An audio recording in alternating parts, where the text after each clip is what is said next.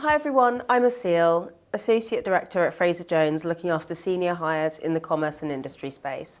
I'm delighted to be joined by Sarah von Landsberg-Sadie today, Senior People Lead and Chief People Officer, with a specialism in helping businesses scale sustainably and safely. Beautiful introduction. Thank you. So happy to see you today, Sarah. How are you? Yeah, very well, thank you. Lovely to be here. Thank you. So today we've been talking a lot about talent development and how important it is to develop your talent.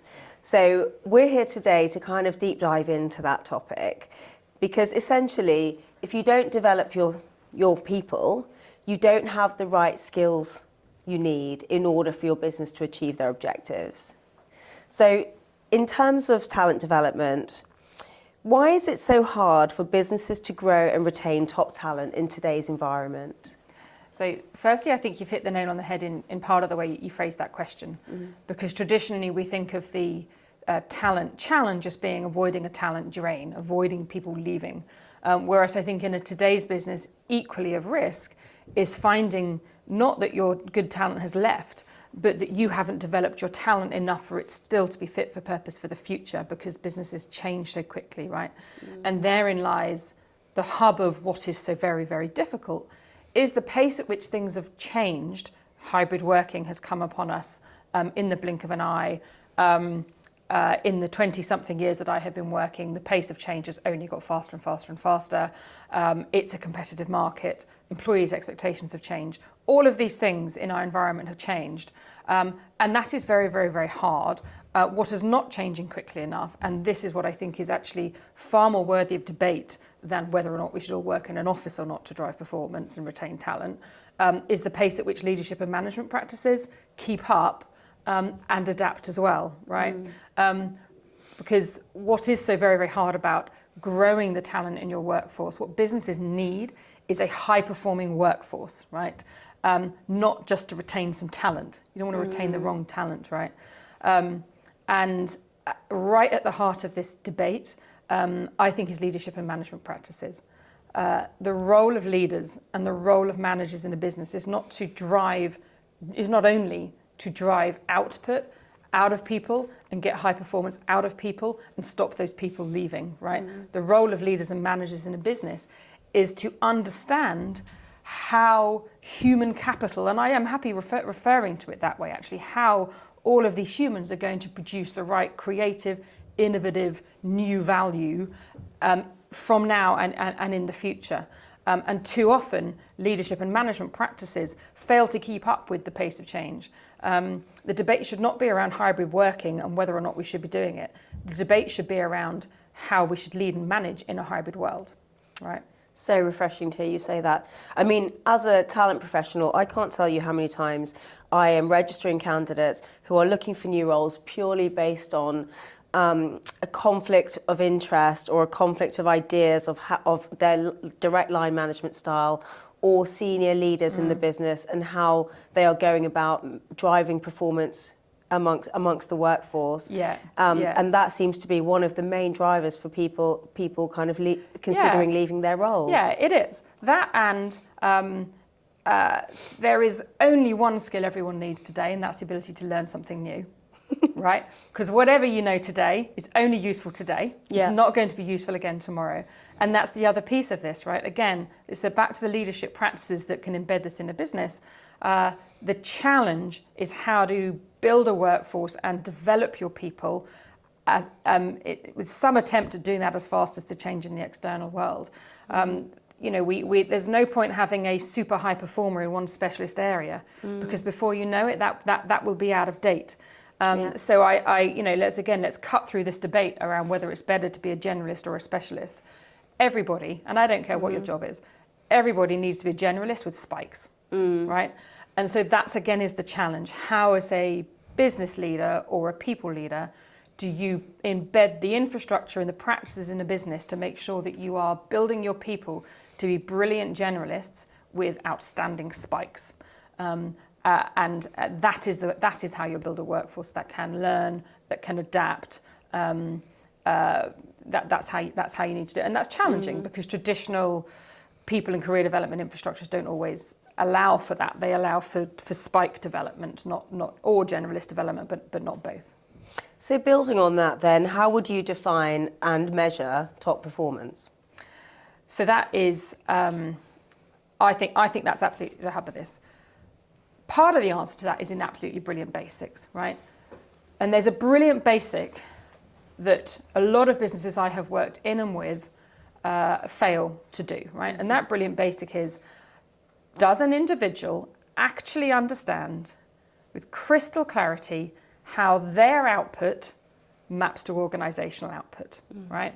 How many times have you worked in an organization where the business has missed its targets, but a manager has just rated all of its people above target, right? Yep. Very familiar. Some of the gap is going to be the external market and the external conditions that made life very tough. But I promise you the maths is more complex than that, right? It just is, right? But that is the brilliant basics. Does an individual really understand how their output has to map to the organizational output? Because a lot of times the answer is not quite, and not quite isn't good enough. But there's a much bigger piece here, and I think this is where more intelligent analytics comes into play. Because what gets measured gets done. And in a business in today's world, high performance means high performance for today and tomorrow. So for example, are we collecting data in our business on the extent to which a manager is rated by people across the organization as being somebody who helps make other people better? Are we really measuring that? Because actually that matters an awful lot more than some of the things we do measure. Like we can measure today things like, did this manager's team produce this output? Well, that could have happened through micromanagement, luck or judgment, or a bit of both.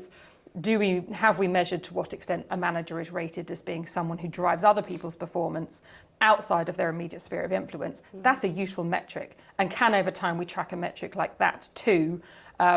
Career growth, promotion rates from across the organisation, the ability of us to move people from that manager's team into other teams, or to move that manager across laterally into another space and transfer the skills. Are we measuring, for example, how many self-driven learning new skills somebody acquired in the last 6 months? Do we measure that? Because I tell you what, that matters more to me in a junior than whether or not they happen to be able to tick the few boxes their manager gave them. Yeah. Right? That's a more interesting metric to me.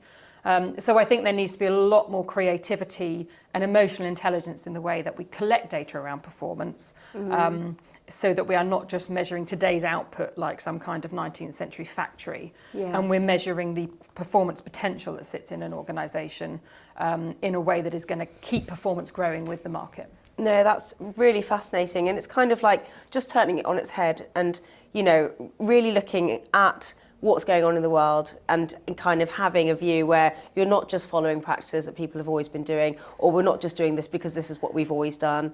And, you know, if the answer to a question is why are you doing this is because that's what we've always done, you know, there's an issue. Can I tell you what I don't think drives performance? Annual performance reviews. Hallelujah. Right? In what way does forcing the entire organisation to fit some kind of painful 360 feedback loop into the space of 10 days because there's a timetable, in what way does that drive good quality feedback, a reliable, proper, nuanced conversation with the manager, or someone's enthusiasm for their future career growth? Honestly, I have absolutely no idea. It is a data collection exercise for calibration of comp reviews and nothing more. I couldn't agree more. I mean, performance reviews have being on the receiving end as well, have very, you know, they're not often an honest conversation. There's something you're squeezing in when you really don't have time for it, because they've got a deadline attached to it, and you're just ticking boxes, and obviously you're going to rate yourself as the highest you can rate yourself, and your manager is going to try and, you know, bring you down a point or two to not give you the full whack on your salary increase. It's a complete. The annual cycle is operationally efficient, but does not produce the right outputs. Right? It's just a funny all your little operational dance. output, all your operational metrics fine, but none of your actual metrics that matter. It's a funny little dance we do. We go through the motions. Hilarious. So then, what is the key to really embedding good performance practices into teams? I'm going to come back to, actually I'm going to say three things, right? I'm going to come back to managers.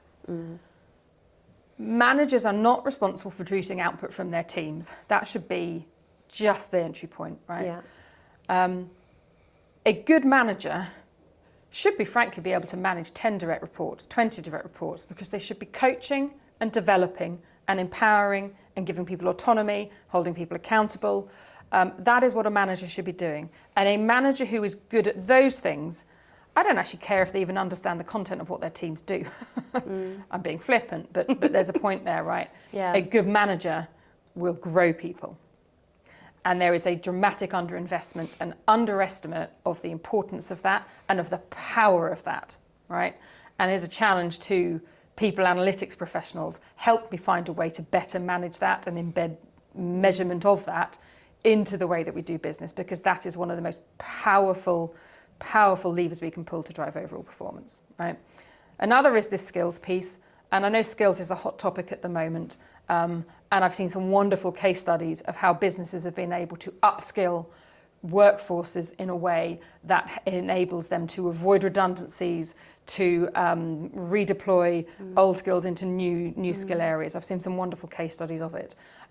Whether you're a small business of 50 people or a large business of 50,000, 100,000 people, businesses have got to think about the skills their businesses will need tomorrow and understand whether or not those skills exist or are being developed in their business right now. Yeah. And they've got to fill that gap. You've got to find a way to fill that gap, right? Because a high-performing workforce today only means it's performing today, right? So that gap has got to be filled. And there's a third piece I'll mention here, which is one of the worst management failures, which exist in almost all businesses, is this kind of hear no evil, see no evil. If I haven't heard of it, then it's not a problem in our business. One of the most powerful things anyone in a leadership or a management position can do is to question their own listening mechanisms, right? Are we really hearing what is holding performance back in our business?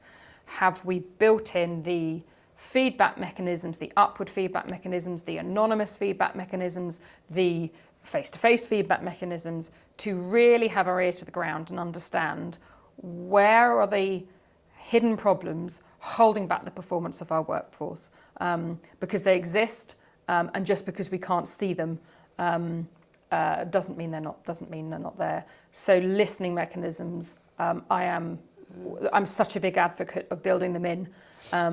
Qualitative data, often it's qualitative information you get from it, but by God, it can be powerful in helping you unblock the blockers to performance, whether that's an individual manager or a lack of career progression opportunity in one part of the organisation, or simply a bunch of overworked people. It can be all sorts of things, but listening mechanisms are gold. Well, it's been an absolutely fascinating conversation. Sarah, you are a wealth of knowledge. You have so much great information and advice to impart. And thank you so much for sharing that with us today. You're so welcome. It's been great to chat.